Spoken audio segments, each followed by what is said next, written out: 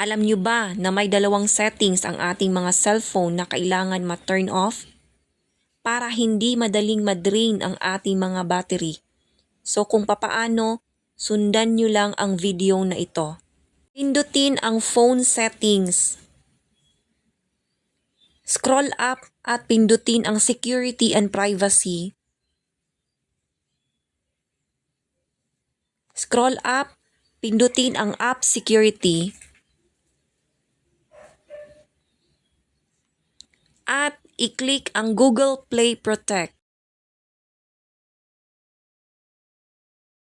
So kung nakikita nyo itong mga recently scanned apps, kahit na hindi natin yan ginagamit ay nagko-consume pa rin yan ng battery. So papaano natin yan ma-clear? Ganito lang po dapat nating gawin. Tap settings. Ito ang kailangan mong ma-turn off. Ang scan apps with Play Protect at improve harmful app detection para hindi madaling ma-drain ang iyong battery. So maraming salamat po at sana po ay may natutunan.